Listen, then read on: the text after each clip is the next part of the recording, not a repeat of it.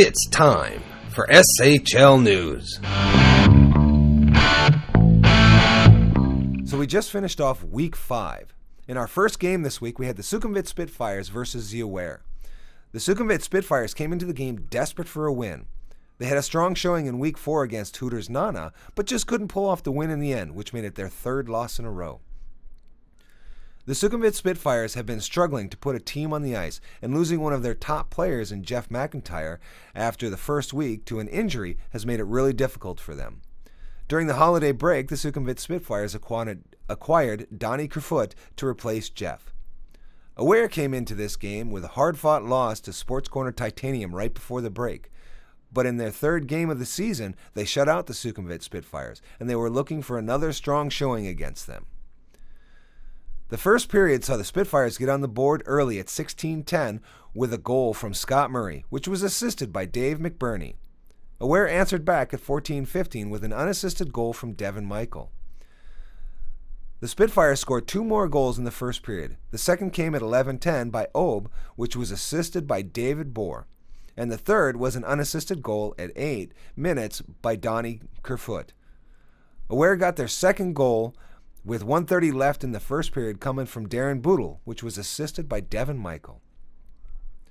Aware tied it up in the second period at 6:30, with Darren scoring his second goal, which was assisted by Patrick Lundbeck.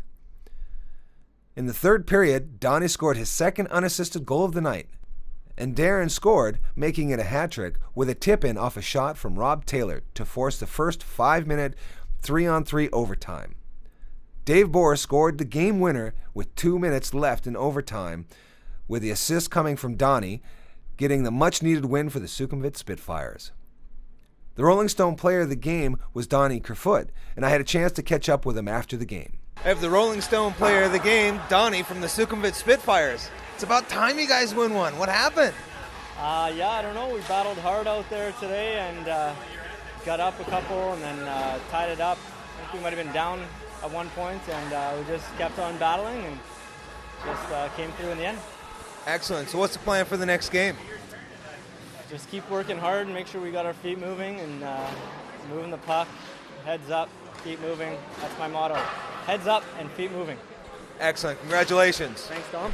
Our second game of the night was Hooters Nana facing off against Sports Corner Titanium. Hooters Nana entered this week on a hot streak, winning their last two games. They scored their first win against Sports Corner Titanium in Week 3 with a score of 7-5. They scored their second win in a hard-fought win against the Sukhumvit Spitfires in Week 4 with a score of 4-3, just holding off the Spitfires at the end. Sports Corner Titanium came into this week with a 3-1 record, with their only loss coming at the hands of Hooters Nana. Sports Corner Titanium were looking to avenge their only loss of the season this week and scoring a win over Hooters Nana. Sports Corner Titanium started things off with a goal at 10:30 by John Silky Mitz Sheknovsky, which was assisted by Dougal Monk and Pratch. Hooters Nana answered back with 2:55 left in the period with a goal from Michael White, which was assisted by Stephen Sproul and Andy Bryan. Hooters Nana take the lead with less than a minute left in the first period with a goal from Paul Stoddard, also assisted by Andy Bryan. Hooters Nana widened their lead with a goal at 15:15 in the second period with the second goal from Michael, assisted by Justin St. Denis.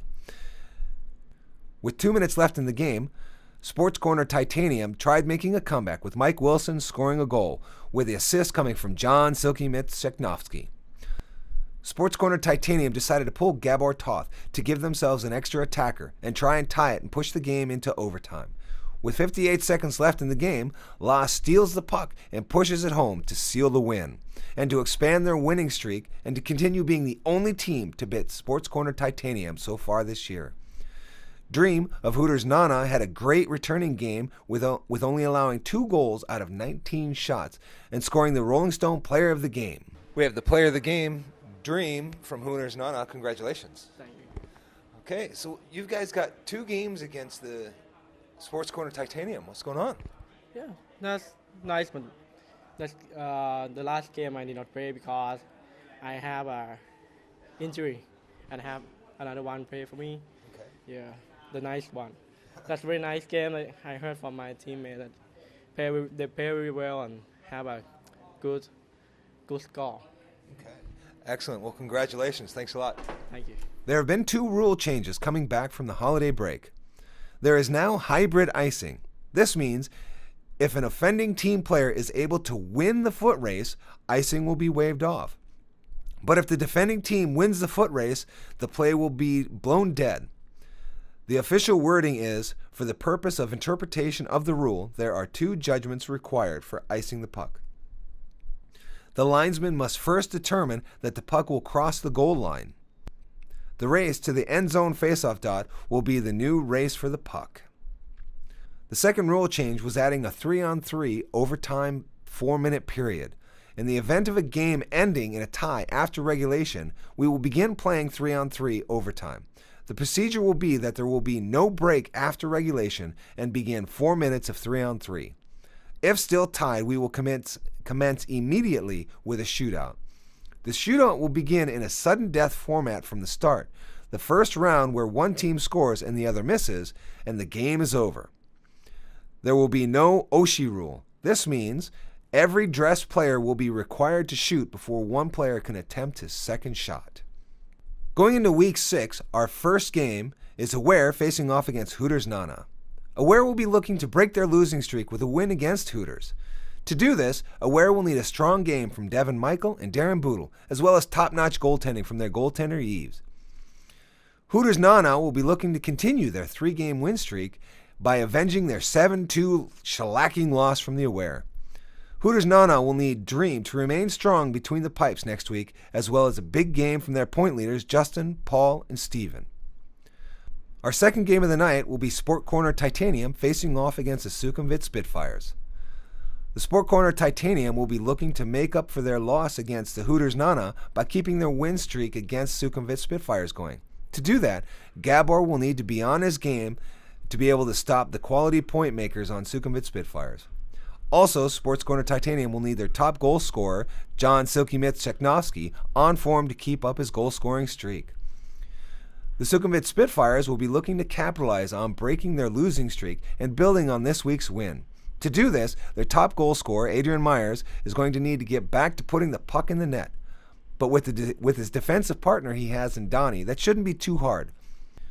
Depending on who the Spitfires put in the net, either Lance Parker or Jason Kotzmeyer, they're going to need to bring their A-game to stop the league's top goal scorers, John Silky-Mitz Cheknovsky, and their strong playmakers, Joni Heinonen and Zach Garofolo. That's all for this week, and I'll see you at the rink.